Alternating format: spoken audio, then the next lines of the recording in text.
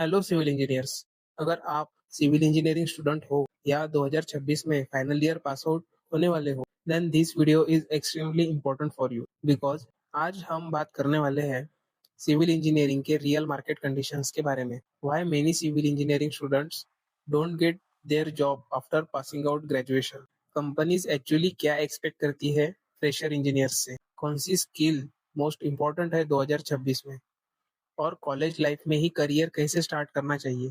ये सब चीज़ों के बारे में हम आज इस वीडियो में डिस्कस करने वाले हैं, क्योंकि रियलिटी ये है, बहुत सारे स्टूडेंट इंजीनियरिंग कंप्लीट करते हैं बट फाइनल ईयर में no practical skill, no confidence, no directions, ना जॉब क्लियरिटी, और फिर बोलते हैं सिविल इंजीनियरिंग में स्कोप ही नहीं है।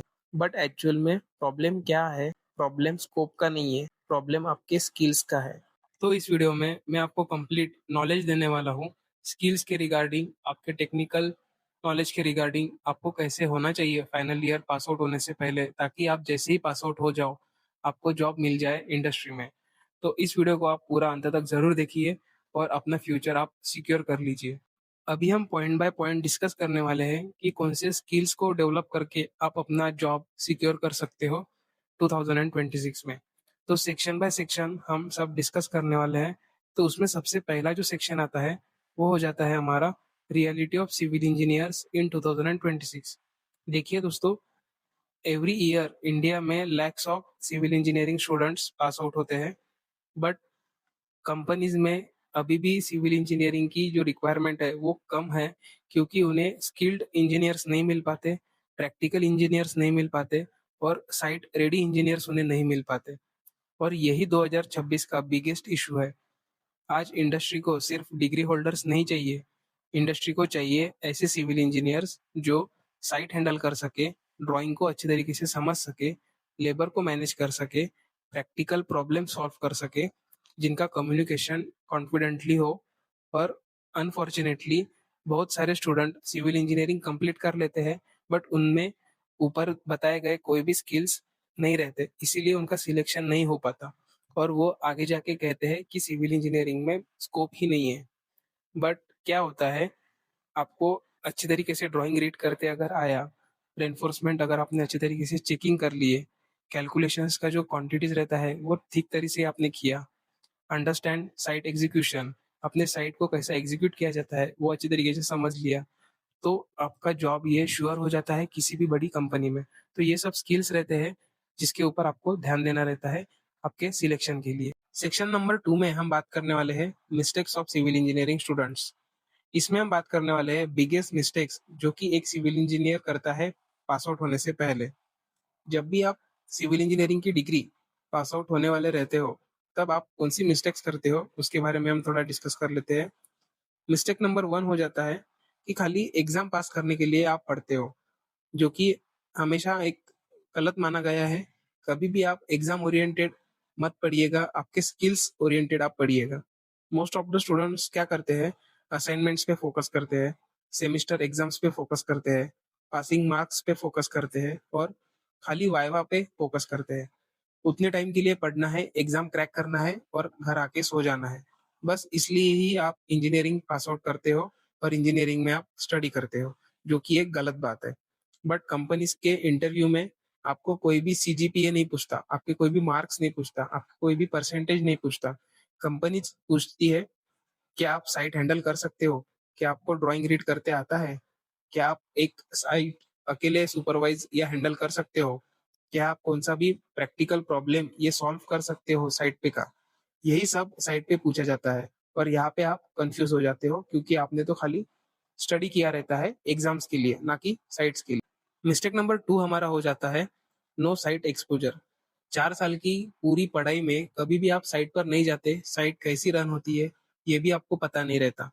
तो आपको एकदम से अगर साइट का नॉलेज पूछा गया, साइट के प्रैक्टिकल प्रॉब्लम्स के बारे में पूछे गए, तो आप टेंशन में आ जाते हो और आपको कुछ आता नहीं है।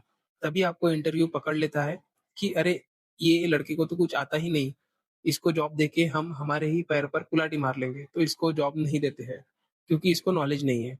ऐसे बोल के वो आपको इंटरव्यू से बाहर कर देता है, क्योंकि कौन सी भी कंपनी में एक ऐसा इंजीनियर चाहिए रहता है जिसे फुटिंग का नॉलेज हो, उसका कंक्रीटिंग कैसे किया जाता है, उसका रिइंफोर्समेंट कैसे टाई किया जाता है, कॉलम का रिइंफोर्समेंट कैसे होता है, कॉलम का कंक्रीटिंग कैसे होता है, स्लैब का रिइंफोर्समेंट, उसका concreting, water proofing work, brick work, plaster work, ये सभी चीजों में आपको नॉलेज रहना बहुत जरूरी हो जाता है। इसीलिए कभी भी ग्रेजुएशन पास आउट होने से पहले आपको ट्रेनिंग या प्रैक्टिकल सेशंस ये कॉलेज में अटेंड करना बहुत जरूरी हो जाता है। मिस्टेक नंबर 3 के बारे में हम बात करते हैं, जो कि बहुत से स्टूडेंट्स इग्नोर कर देते हैं, वो होता है सॉफ्टवेयर स्किल। दोस्तों, 2026 में जहाँ पे हम आज टेक्नोलॉजी के ज़माने में जी रहे हैं, जहाँ पे एआई हमारे दिमाग से भी ज़्यादा तेज हो रहा है, वहाँ पे अगर आपने सॉफ्टवेयर्स में कुछ भी स्किल्स डेवलप नहीं किया, तो आप डायरेक्टली पीछे रह जाओगे और आपके आगे बहुत सारे स्टूडेंट्स ये निकल जाएंगे और आप बिना जॉब के ही रह जाओगे इस मार्केट में।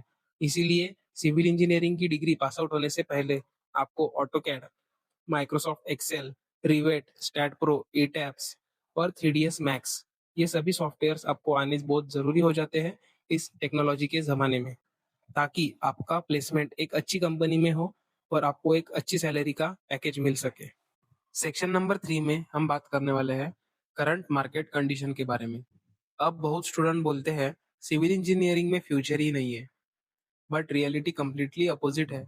इंडिया में कंटिन्यूअसली कंस्ट्रक्शन की ग्रोथ ये हो रही है। इंफ्रास्ट्रक्चर हो गया, मेट्रो प्रोजेक्ट्स हो गए, स्मार्ट सिटीज हो गया, हाईवेज हो गए, रेलवेज हो गए, रियल एस्टेट डेवलपमेंट हो गया, इंडस्ट्रियल कंस्ट्रक्शंस हो गया, पोर्ट एंड एयरपोर्ट्स हो गए।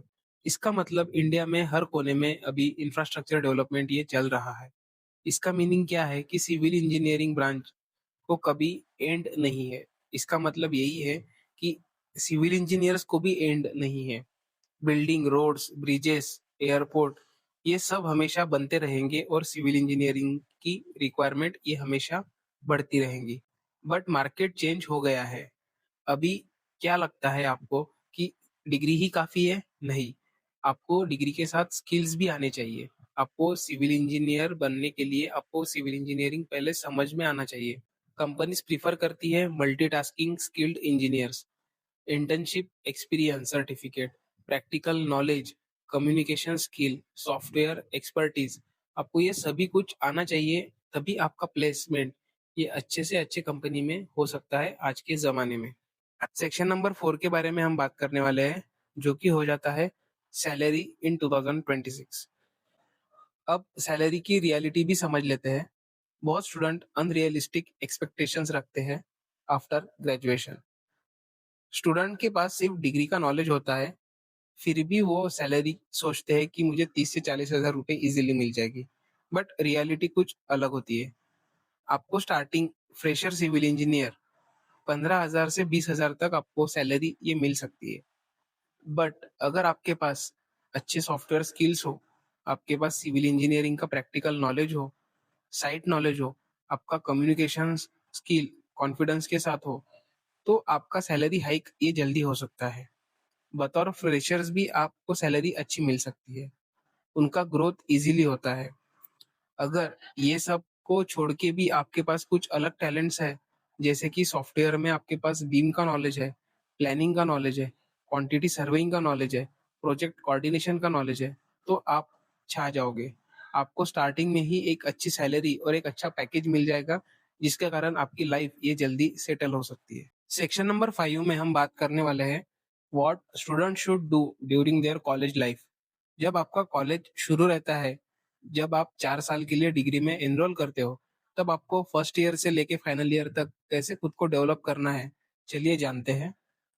फर्स्ट ईयर में आपको कंस्ट्रक्शन पे फोकस करना होता है, साइट ऑब्जर्वेशंस पर फोकस करना होता है, मटेरियल अंडरस्टैंडिंग पर फोकस करना होता है। सिर्फ बुक तक लिमिटेड मत रहो, आप ओवरऑल एक्सपीरियंस लो सिविल इंजीनियरिंग का। सेकेंड ईयर में आपको ऑटोकैड आना चाहिए। सेकेंड ईयर में आपको ऑटोकैड आना चाहिए, ड्राइंग रीडिंग आना चाहिए, एस्टिमेशन के आपको फंडामेंटल्स आने चाहिए, कंक्रीट का नॉलेज आपको आना चाहिए।